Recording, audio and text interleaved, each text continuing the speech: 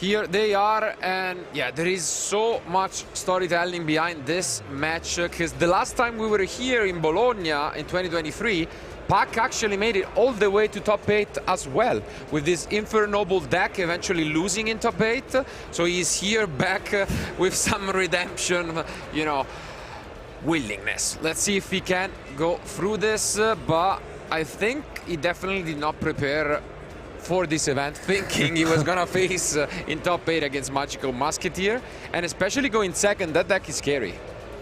Yeah, I mean, when you're preparing a sort of roguish deck like Pak is playing, do you think like you give more credit to all the other rogue decks? Do you think everyone likes to side something for the mirror, or do you think you just say, no, I'm going to be the only person playing my deck? It's mostly a matter of obviously trying to set up, predict, forecast the meta for the event, and then you tailor your deck mostly to beat, in their case, Tempai and Fire decks. But yeah, there is not many left. That's the issue. So hopefully they are quick learners and adapters, but we'll see. For now, can you guys maybe try to walk us through what could be the strategy from Matthieu in general? What does his deck look like outside of, you know, the core of Magical Musket cards? I mean, he's playing, I mean, 3 Finsmith tracked, so I think he wants to give consistency to his deck, and along with the 3 Engraver as well. And I also see 2 Nibiru, which I think kind of surprises me, especially because like this weekend, among all the hand traps, I think this was the less played one. But yeah, I mean, as you mentioned, Tom, I think that the Finsmith engine gave the deck a boost that essentially basically, you know, makes the deck even scarier, you know?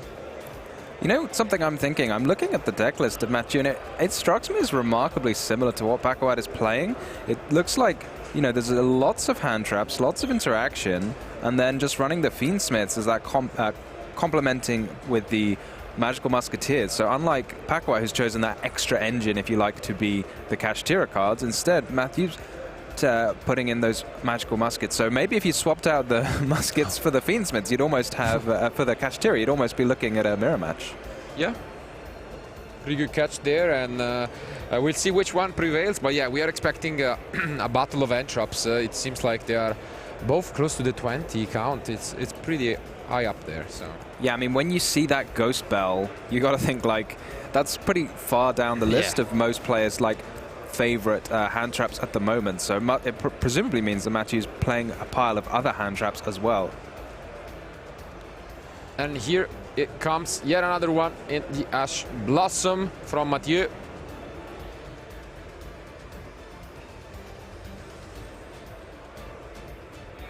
Do you like Matthieu's approach of just playing a lot of chew-offs in the end traps, trying to avoid the redundancy, or are you more a fan of just sticking with a full set?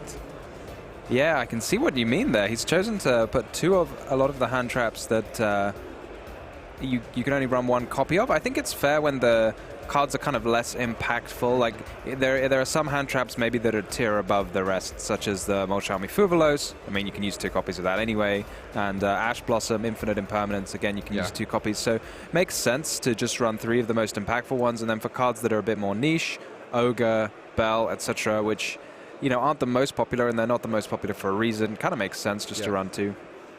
Like Il Fornaio back then in the days, yes, was playing always, you know, 2 copies, but I mean, like if you feel like, you know, your deck is consistent enough, I mean, why not, I guess. And here Matthieu is in action with the Finsmith strat being activated and Pak having a think on this.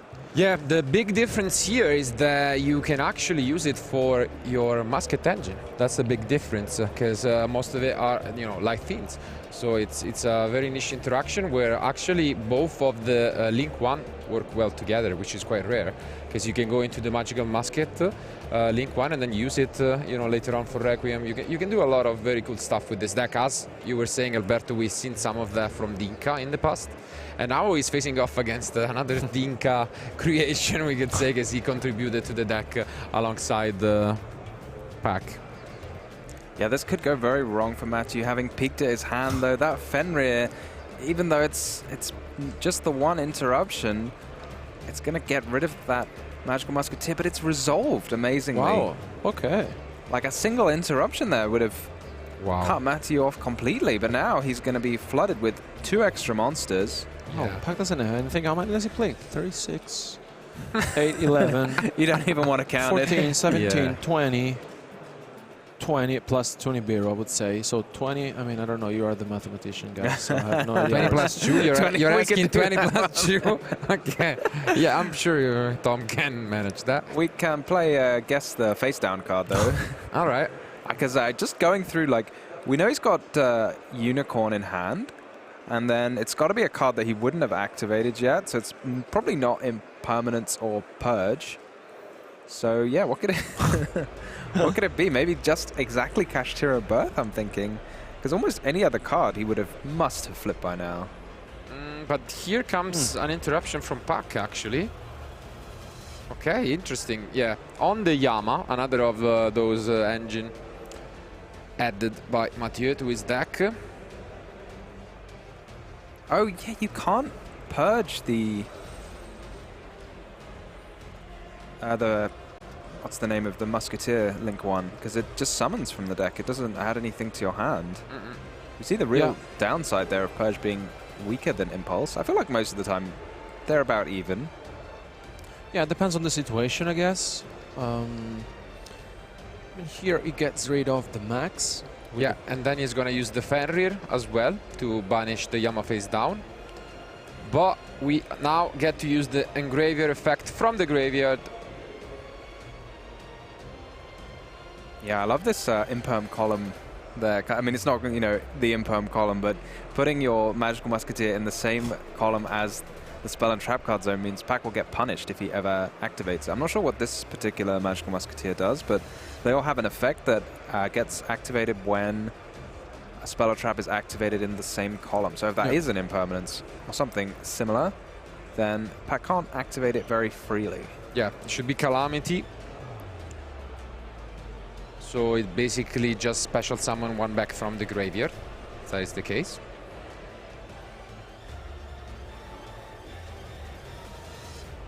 And I also like that he got to send the Fiendsmith in Paradise. We talked about this as well yesterday, and I think it is a very nice addition to our players' deck this weekend. Yeah, big similarity in between decks, as Tom was saying.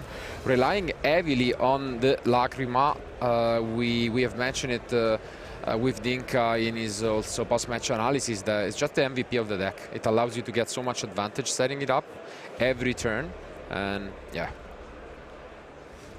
I love getting that even extra value out of the Musketeers, because you can just like normal summon it and then make your Link monster, and then if your opponent interrupts it, then you can just go into Requiem. Yeah, exactly. So it's just like one normal summon, much like the Lacrima. Oh, look at this. Wow. Directly going and playing extremely safe, just scared of this face down, which it was tracked. So got to think now, has Matthieu got this like checkmated? It's no Lacrima in the graveyard for Pac, and then I think having peeked at his hand, there's one Veiler, one Ash, and then he's got the Fiendsmith in Paradise in the graveyard as well. He's got a lot of interruptions, so I'm not sure how much Pac can have to get over this. Yeah, it's definitely an unusual game of Yu-Gi-Oh! In 2024. I am definitely down for it because we are grinding back and forth. But yeah, Matthieu there just checking the restrictions from Purge. Want to make sure, to keep those in mind. Is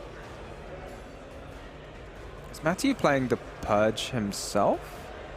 I think it's no. Let me quickly check. No. Oh, that's interesting, because I feel like he kind of could. But yeah, he's playing a few Darks, isn't he? Yeah. I can see he's running the Unchained cards. The Chaos Angel, of course, but yeah, that doesn't. It's a bit of a weird one. So now the cards left in hand. Is it another planet, maybe? I'm trying to take a glimpse of what's left from Pak. As you've mentioned, we have to fight through an Ash and a Veiler, but the Feedmate engine can do that decently. So, well, we have Fiendsmith in Paradise as well in the graveyard. So let's see what Pak's got left. He's got an amazing number of cards left in his hand. It feels like he's been playing cards and cards and cards, but they're so efficient at pushing both the Kashtira cards and the Fiendsmith cards. So it makes a lot of sense, even though they've been throwing hand traps back and forth, that still got cards left to play with.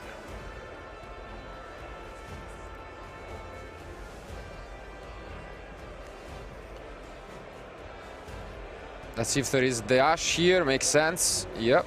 So we can take a peek at the extra deck with this Unicorn. Oh, it was Veiled. Ah, it was, yeah, that's right. I mean, honestly, I feel like I've got to give massive props to Matthieu for coming up with this deck. Like, it's not something we've seen before. And the Fiendsmith Kashtira deck, like, it's a very interesting and unique deck as well. But, you know, we're seeing a lot of the well-known players this weekend. Pak, Josh, Dinkabui, all playing it. So I guess they've all come up with it together. Yeah. But as Matthieu just, like, made this by himself, there's a similar style of deck that is looking comparable, maybe better than the deck that all of some of the strongest players in the room have come up with. Look at this. I think Pak is done, and we're going to use this Lacrima.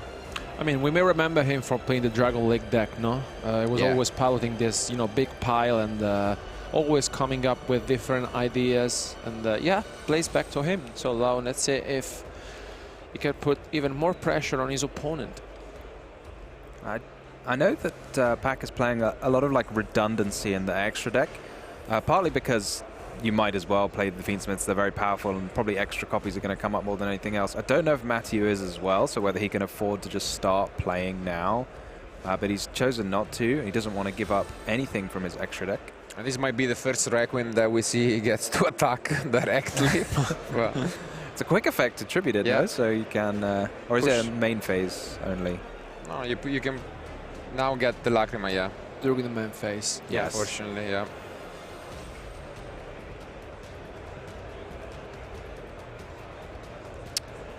Thanks to the Musketeer, he's going to have like no shortage of Light Fiends. I feel like other decks, maybe, you know, you get your 3 Light Fiends courtesy of Lacrima, and then you're kind of done, and you have to shuffle everything back. But with Magical Musketeers, it feels like you have so many. Yeah, hundreds. And yeah, now he returns the favor with this Effect Veiler on the sequence, and one more card in hand from Matthieu. Is there much you can do after the sequence gets failed? Okay. Is he also gonna go for... No, okay, I was... Yeah, makes sense. SP gets rid of the Requiem. And we top deck a Murner, not really what we were looking for, and I'm pretty sure he is holding into the second copy of the Pressure Planet. Guess he just has to summon his monster and pray that Matthieu's forgotten about that Fiendsmith in Paradise. Yeah. But I don't see any other way out of this situation. I feel like once the grind game starts, it starts to become like very clear what's going to happen. There's no like, you know, it's kind of cards are just trading one for one, and yeah, I'm not sure how Pak can get out of this. Let's see if Matthieu goes for it. Because it just runs over the SP if you leave it, right? Yeah. So I think he's allowing it. Is that okay? I think so. Yeah. Yep. Allows it. Oh, can it not be destroyed by battle? Ooh, yeah. Yeah, it's a light and a dark Chaos Angel, isn't it? Indeed. Very neat. So I guess no need to negate it even. Yeah. Reminding the judges as well of this Chaos Angel need protection. And yeah, this makes it rough, and also I guess Pak as well, because like he's using the effect now. Well, might as well use it earlier. Well, doesn't really change now, because if USB, then you can just summon. But I guess you can push this extra 700 to do the field spell. Yeah. Yeah, I mean, I think Pak forgot.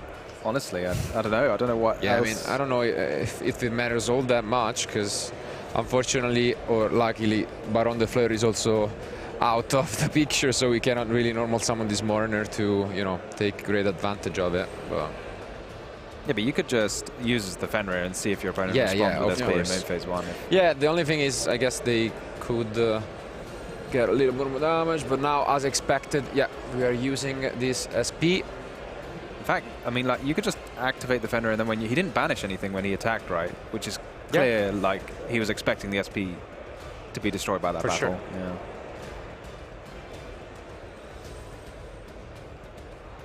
And yeah, now this is looking pretty good for Matthieu.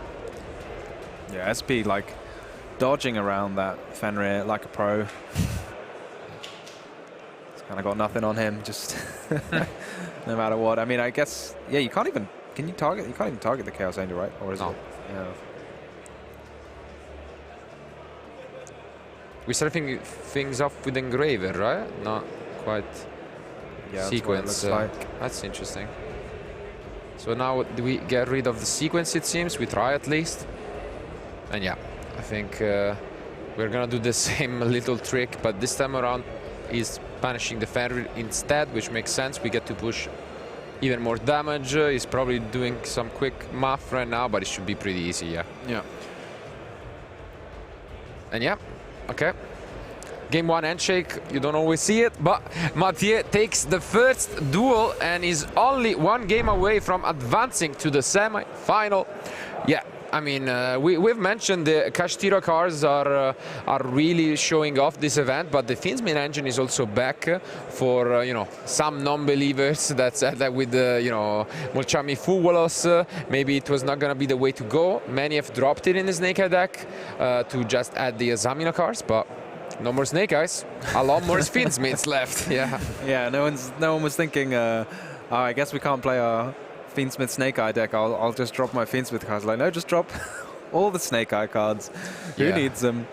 Yeah, it's really interesting to see how those different choices worked out, because Pak opened up with his Kashtira cards and a couple of Fiendsmith cards, and then on the other hand, Matthieu opened up with some Fiendsmith cards and his Magical Musketeer cards, and that little piece of extra value only comes down to resolving that one extra monster was enough to generate all this advantage. Yeah, I mean, like, I really feel like that Matthieu started this for this specific matchups, and I also feel like that, you know, he's used to this kind of situation, doesn't feel the pressure. And you know, leading 1-0 now with this score, I think it's already, you know, something to think about, because, you know, now Pak, I think, will start things off, and he has a very solid side deck, all three elves. Complete different approaches of these two in the side decks, indeed. I do see some differences though between Pak and you know, the others of this group, we could say, in the side decks. We saw, you know, in the other decks a lot of Solemns, Solemn Judgment and Solemn Strike in 3 copies. He has dropped those, at least he has the strikes, but he doesn't play the Solemn Judgment, and instead he's playing the full copies of Barrier, meaning he's also playing, as I've mentioned, one of my favorite trap cards in Trap Check. Yeah. Yeah, it strikes me as odd. I'm looking at that Solemn Strike and thinking, if you're siding this card in, you really don't believe in your deck's, like, engine. If you feel like you need strikes going first, it feels like a very strange kind of choice to me. I guess Deck Lockdown is the card that most players have been going to, but I guess you really can't afford to play it if you want to gain this recursive advantage over turns. But yeah, if you're a doubters, let's see if I can prove you wrong, as we could assume he's gonna try to go first again, but let the card speak for ourselves. Let's go to game 2.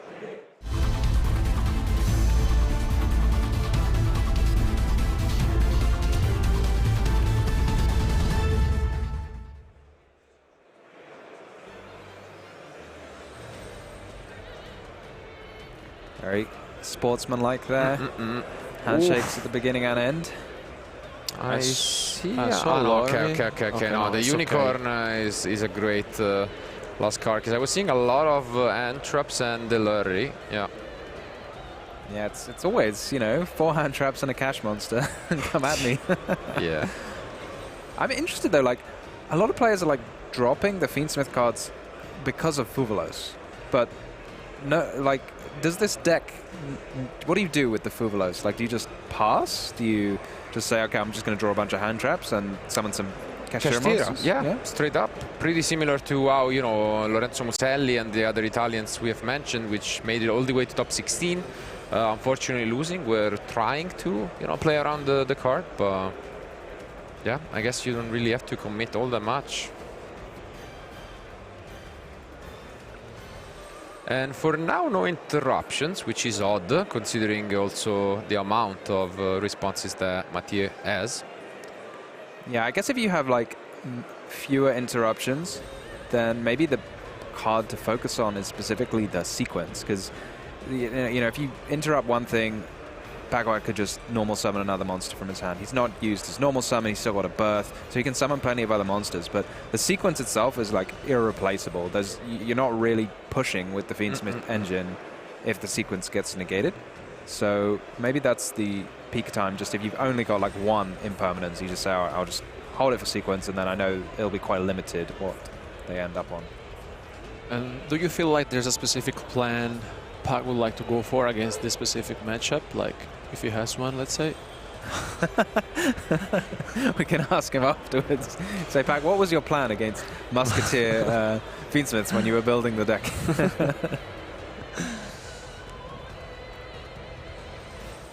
Let's find out. But things are looking good for him at the moment, especially because like Matthieu doesn't have any response. But let's just remember that Matthieu is playing 2 copies of Nibiru. And I think we have seen maybe Nibiru maybe 1 or 2 times this weekend, if not. Yeah, the old-fashioned enemy of the Cash Tira cards is Nibiru. Indeed, but this deck has access to King Caesar as a way to interrupt it. And yeah, there it is. So for now, this could be the opener from Pak. Just sit on some Antraps, but we do have an additional normal summon. Yeah, I mean, it's hard to argue with this, right? We're going to end on the Desiree. Unless something comes down to interrupt it now. Yep. Going for the birth. Just Makes before. sense. Good sequencing. And it's resolving, apparently. Wow. Yeah. Okay, that's very surprising. Because also, as we've mentioned plenty of times, when you play so many, again, 20 plus interruptions, you don't see any of them, you're gonna see one as this your 6th card. Like, it's science. It's always the way.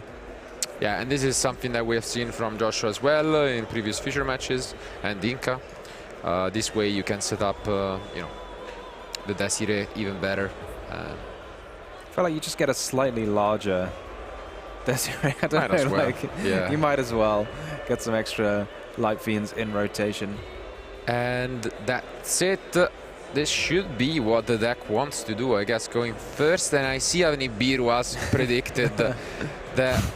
I mean, to be fair, I'm pretty sure Pak summoned Caesar as the 5th summon, so played around it. But yeah, you're not happy to pick it up regardless.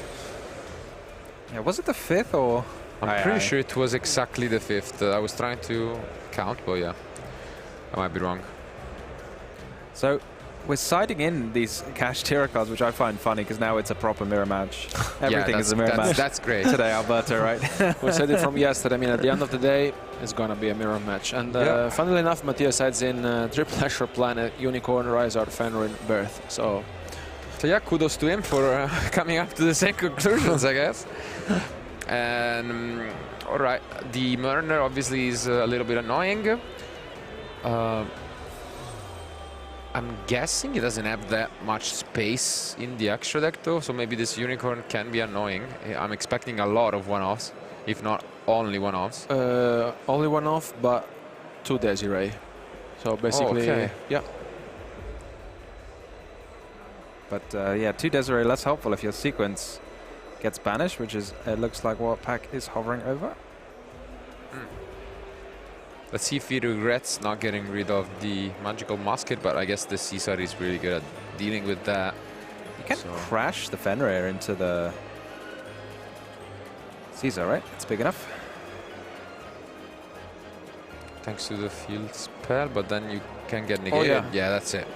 That is it. A quick game 2. Indeed, Matthieu really didn't get any of his interruptions, and so sometimes he can go as fast as this.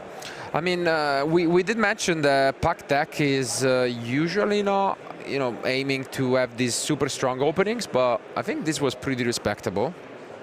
Yeah, it's difficult to argue with a Caesar plus a Desiree and a Kashtira card, and then presumably 2 further hand traps in his hand. So, yeah, it's a very powerful opening, and Caesar is a card that's kind of fallen out of favor somewhat after the Lacrima was forbidden, so it's a lot harder to just easily make.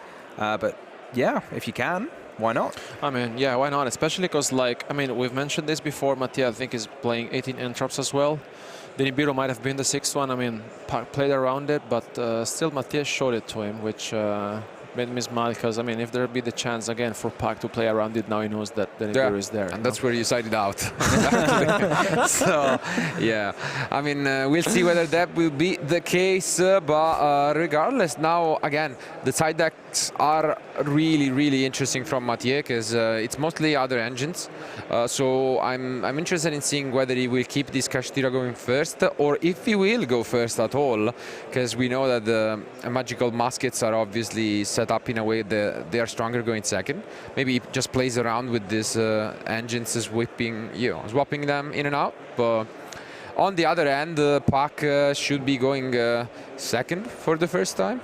So let's see how he will adapt to that. Yeah, I mean, I like the idea of letting your opponent go first. Especially in a situation like this, you kind of know Pak is not going to do anything too explosive. Yes, he opened a very strong field last time, but if you make him go first, he might draw cards like the Molchamis. Not so helpful. So maybe it's an idea. I do like it a lot, and especially from these high caliber players, you can expect them to be a little bit safer against biases. And sometimes what can happen, as in the previous game, you open your hand, you don't see any end traps, although you're playing 20. You might be inclined to say, okay, no, I'm not letting them start. But, I think these kind of players are not too influenced by stuff like this, and they can recognize such a moment. And let's see. It's all down to this. Only one of these 2 duelists can advance and make it to be the first semi-finalist of YCS Bologna 2024. Let's find out who it is going to be. Let's go to game 3.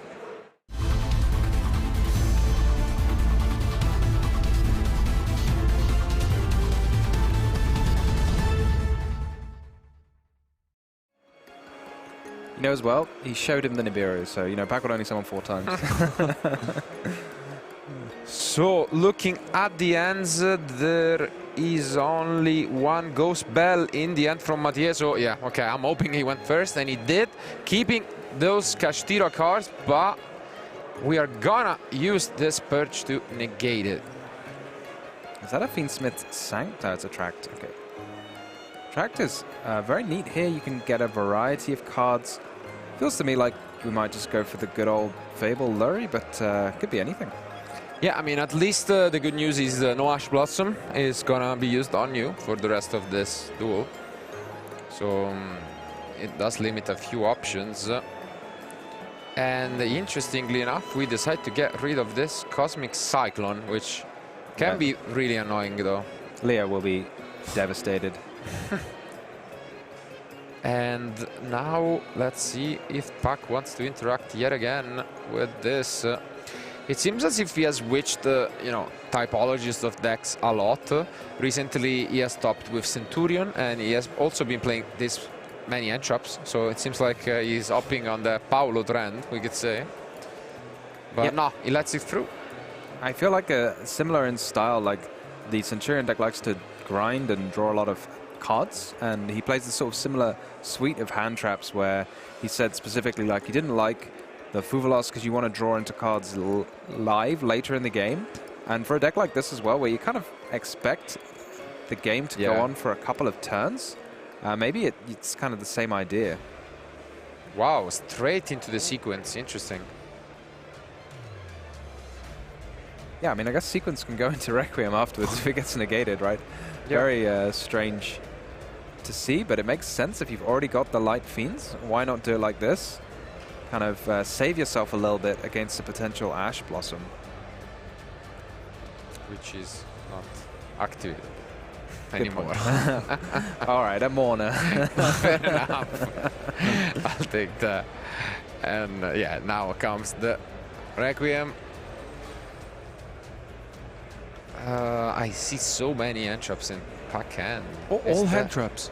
It could be I think it's Valor double imperm. Yeah. Wow. Wow.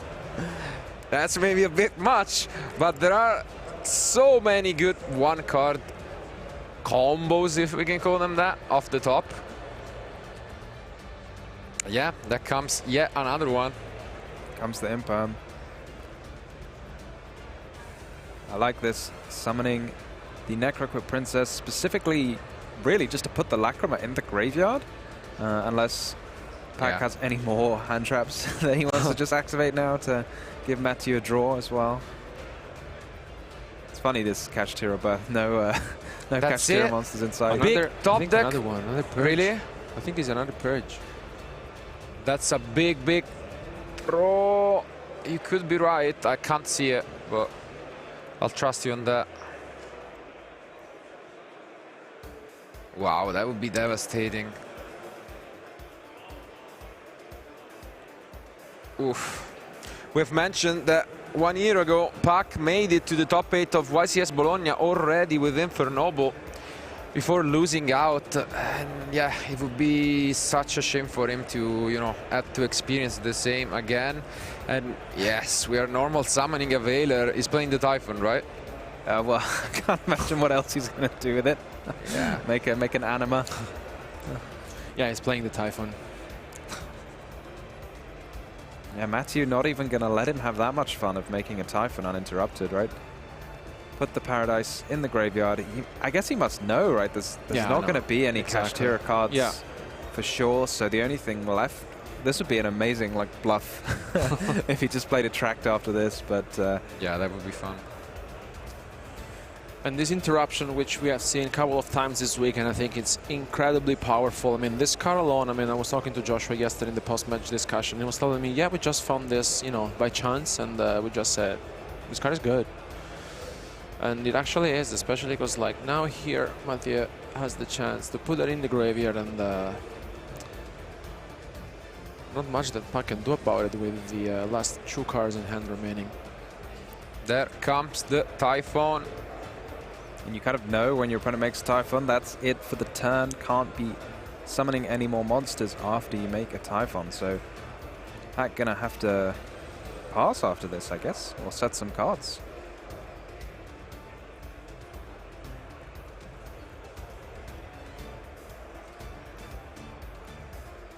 Big choice of Light Fiends. Matthieu going to start the turn with 2 monsters, and that's really all the Fiendsmith deck needs. Yeah, that's absolutely rough. Very good find. I mean, we've mentioned that the Lacrima was the MVP of this deck, built by Pac, Joshua, and Dinka, but it's very similar to what Matthieu was able to find, and yeah, this just looks like it's gonna be field playtime for Matthieu. Yeah, I mean, even if Pac has enough stuff to start interrupting him, it's so hard because you have to interrupt, and these cards are basically free for Matthieu. So yeah. And here comes once again the Requiem.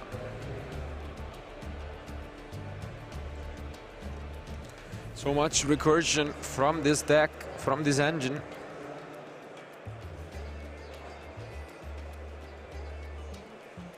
he's got a Caesar of his own. Yeah, not quite. Doesn't need it. Going for the Yama, this could prompt a response, because we are holding... so if that was the Purge, as you were saying, we have Purge and Impermanence. Yeah, it is indeed. So might as well use it now. Oh, it's going to clear the field for the Fenrir to come down. Yeah. There it comes. Unfortunately, this time around, maybe the effect was detrimental to Pak. Yeah, very like muted game almost. This is so much less explosive than other decks we're seeing in the format, but clearly no less effective for it. Both these players already in the top 8, as we can see by their records, have taken down 13 other duelists. Pak choosing, again, he's got the impermanence, but maybe he just wants to hold it to negate a potential Fiendsmith's sequence. It's going to come down in a minute. Yeah. Such an unusual side deck from Matthieu, but putting in so much work. He has dedicated something like close to 10 cards to just this Kashtira engine and an extra deck card in his side deck, but it's putting in work. Maybe it's his like going first engine, if you like. Yeah, makes sense to me. But he kept it, I guess, going second against this deck specifically last game as well. And yeah, there comes the last card from Pak, who is now completely out of playables and will rely on his top deck if we will even get there. I think we might be seeing the same trick that... and yeah, there it is. Matthieu takes it and advances to the top 4. Wow.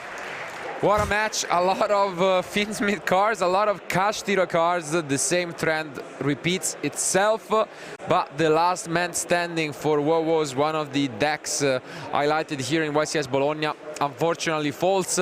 And Pak has to claim yet another top 8 only here in Bologna. Still incredible performance, you know, traveling all the way here in Europe and showing once again why he's one of the most consistent players that we have in the game. But yeah, Matthieu is just a force to be reckoned, as Alberto mentioned, former French national champion. And now we're just 2 matches away from becoming a YCS champion as well. Yeah, congratulations to him. And of course, congratulations to Pak. Getting all the way to the top 8 of a YCS is no mean feat. And I'm sure in the moment, there's nothing you want more than to get up and win that match. But when you look back on it, I think anyone's going to be very happy with that performance. I mean, totally, and especially because, like, I mean, it comes all the way from the US and coming here twice and making top 8 twice. I think it's, you know, a big achievement. I really know that he really wanted to go, you know, the extra mile and advancing into the final, almost there. Maybe next year if there's going to be a YCS Bologna Pak. I mean, we will be waiting for you in the top 8. And congratulations. I mean, very good run. Yeah, but still, as the other matches are getting played, we will be able to update you guys. And for anyone who has missed any of the action, we are witnessing something incredible with 8 different decks in top 8 and not a single Snake Eye deck left, not Pure, not Fire King. So we are in for a spectacle, and we are guaranteed at least a deck in what is this Magical Musketeer Fiendsmith deck in the semi-final, and we'll find out the other winners soon. But yeah, it's just such a variety, so many different decks. It's a really fun one. Yeah, I mean, not only like different decks in terms of just the name, but in terms of the play style as well, right? So we see on the one hand, Julius with his absolutely explosive Mermail deck going to play 100 cards on his first turn, massive long combos, 100 negates, versus this, which is like, I'm going to summon 1 monster, I'm going to have 4 hand traps, I'm going to negate all the cards you play. It's like completely the opposite styles. Yeah, I mean, I got to give it to him, to Julius, for just having what could be one of the best, if not the best seasons I can remember.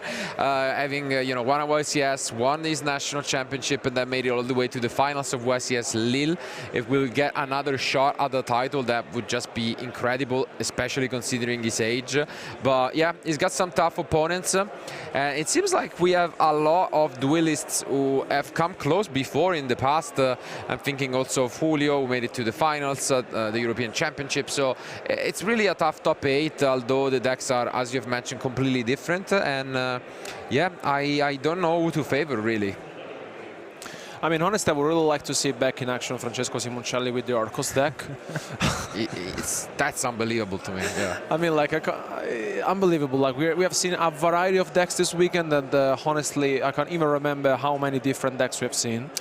And I mean, maybe he advances into the top 4 and we get this chance to see him again. Yeah, that could totally be the case. But before we move on to the future, we need to stack to the present, and that is Matthieu winning convincingly his top 8 match. So let's hear it from him with Basti. I am joined by Matthieu, of course, our winner of the future match and now top 4 participant. How are you feeling about that at the moment? Pretty good. Again, like at the start of the feature, but I mean, I was feeling good before because I was happy to play, and now because I've won. Yeah, and I mean, you're bringing a unique deck with the Magical Musketeer strategy. Did you just build that yourself?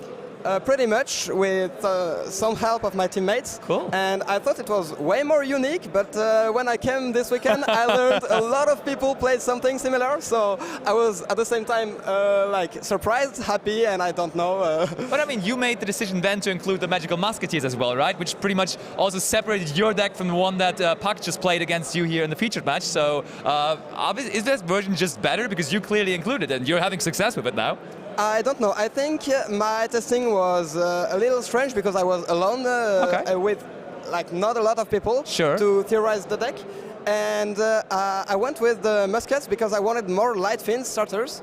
And I didn't think of the Kashtiras as one-card starters with Moon. Yeah. I could have played like the Kashtiras instead in the main deck because you search Fenrir, goes right here to normal summon Moon, and you have a one-card starter. You have a combo, but, the muskets are really cool because going second especially, when you normal summon one, you go into max before going into Requiem and the standard Finsmith combo, and the max will summon as many muskets as the spell and traps of the opponent. Yeah. And that's really something that can push through boards and force interactions like impermanence. Absolutely. But yeah, speaking about the gameplay, we have the first clip now coming from the first game, where you, interestingly enough, decided to go for a pretty early and quick Chaos Angel, and you made sure that that Chaos Angel is going to be summoned with light and dark monsters, right? As we can see here. So was that your plan? Were you sure that your opponent just had no answer to that, or what was the thinking there? No, in fact, I was going to make a Sequencia to go into Desiree, but Pak didn't activate its face down, and I thought if it's an imperm, I just lose on the spot. All right. And I wanted to force it while I had the Calamity on board to bring back a musket and have a body to do the Sequencia, and I couldn't do that. So then I thought, okay, I have Trap in Grave, and I still have I think 2 hand trap I had in hand at that time. So 2 hand traps plus the trap in grave is good enough to win if it's not an impermanence, because I don't think he can out Chaos Angel through that. Yeah. So I thought, okay, I'll go Chaos Angel and play the grind game. How often in the tournament have you summoned Chaos Angel so far? Because that's probably a pretty niche card to summon, right? It's the 3rd time, but maybe the 1st time it matters. Like I think I've won. I would have won every other game. I see. I don't know about that one, but maybe not. Yeah, I mean, we're going to go into the second highlight where the Chaos Angel still is playing a role, because Pak decided to bring out the Fenrir here pretty shortly after. And did he know that he's not going to destroy the Little Knight by battle, or were he surprised when you told him it's going to stay there? No, he knew, because I think the judges told us, asked us why it's not there, and he answered. But I think I maybe misplayed there. Maybe I should have used the trap to banish the Fenrir. Okay. But I was a little scared of something like last card Engraver, then brings back an Engraver and maybe something, but I don't know. It was unlikely. I should have not let him, because I think he misplayed too. He attacked first, the Little Knight, and so in main phase 2 it didn't work, but if he main phase 1 goes Fenrir effect to search, if I Little Knight his Fenrir, he has Unicorn to special search Birth, Reborn, and has a lot more bodies. And if I don't SP, he can battle, attack, declare Fenrir on SP, and then I'm forced to use it. True. And either give him space for his Unicorn by banishing his Fenrir, or getting rid of my Chaos Angel protection, I believe, by banishing it until the end phase. Yeah, so I think I misplayed there, but didn't matter. Fair enough. I mean, it didn't matter indeed, because you won game number 1 through that. Now, game number 2 was a little bit shorter, so the clip now coming here for game number 2, because you pretty much had no interruption at all for the entire combat. combo. 0, yeah, as you say. And there we see the full field. What do you think about the field? Is this audible? Is it like a good combo field? Or what are you thinking in general about this combo? It's pretty good. For this deck, it's extremely good. Probably, right? It's the best it can get, right? It's a very mid-range deck, so that's the reason why I didn't scoop earlier. Yeah. Because I know that's a deck that, like the one I play. Yeah. And I know that deck doesn't do crazy fields. Exactly. And I top-decked a Nibiru, ironically. Yeah, you're going to show it in a moment. You drew it for turn there. Yeah, I was I thought it was funny. But I realized after the game I had to play because of my field spell. Fenrir has 28. You could have attacked the Caesar, yeah, right? to crash it, and then I had like tracked. Search anything, discard Lurie that I had in hand, and maybe with only Desiree left, I don't know what card There's he a had chance at in least, hand. right? Yeah, there's a chance. I didn't think of it at the moment. I counted 3 attributes instead of 4, but yeah. I scooped because I also wanted to do again 3 without the time. Pak or me, I don't think we have any time cards, and it was nice to play a game before Fair time. enough. Okay, so then game number 3 now. You had no interaction in game number 2, but Pak had plenty then in the third game, as we can see now in the next highlight clip. He had so many that after 3 of them being used and you being stopped, he had to normal summon the effect Veiler, which of course is not supposed to be a normal summon of choice. No, it's not. So you basically at this point, when he normal summons a Veiler, you know he wants to go into Typhon, right? Is there anything else you're scared of? Right. No, nothing, no. It's Typhon or nothing. So I just go for Lacrima Requiem, summon Lacrima to have the trap. Yeah. But I was scared of Kashtira first play because then I can't do that really. I was fine with field spell because then I can just on res do the Lacrima Requiem send trap and trap on the Kashtira he summons. Fair. I hope he just doesn't have a lot of engine, but my last card was Bell. And it's really good into this deck because it stops a lot of Finsmith cards, and it would have allowed me to draw one with Necrocape too. So I was pretty confident at that point. Yeah, Bell actually is an interesting card in general. That card hasn't been very popular over the last couple of months, over the last couple of formats, but you're including it in your main deck, so you're confident with Bell at the moment? Do you think it's a good spot to play it? I don't know. I really like it in my deck because I have like a lot of hand traps, and I think it's really good into every deck if it's like your 3rd, 4th hand trap, but not as your first, obviously. So I think it's pretty good if you have a lot of hand traps, and it's good in my deck because like it happened to me once this weekend. I negated a Bestial with it and won because of it, because Bestials cook my deck. I can't play. It's impossible. Fair enough. Okay, last highlight coming now. Let's have a look at this one here, where you actually get your field cleared through Pakawat because he used that Dominus Purge on your Yama, destroying it because he had the trap card in the graveyard, and then you had the Fenrir to go off. Talking about the Kashtira cards, you're not main decking those, right? You're siding those in, correct? Yes. That's pretty interesting. Why have you decided to just side deck them and not put them into the main deck? Because I didn't initially thought they were that good. Okay. I thought I needed just a little help going first. Yeah. And I didn't find anything else. But the Kashtira cards are really, really good going first. And I've just decided I didn't want to have them going second at all, except in some matchup like this one. Yeah, you brought it in going second too, But true. yeah, I thought I just wanted hand traps, starters, as much as possible. And the Kashtira cards are good going first, but I don't like them going second. Matthieu, you're really a crazy deck builder, I gotta say. I mean, you won French Nationals with that crazy Dragon Link deck, and now you're here into top 4 with that crazy Magical Musketeer deck as well. Thank you so much for the interview, and of course, best of luck now for top 4 and the potential finals, maybe making you a YCS champion as well, potentially. Are you excited for that? You think you can do it? I hope so. I'm hoping with you. So, thanks for the interview. Now back over to Ad.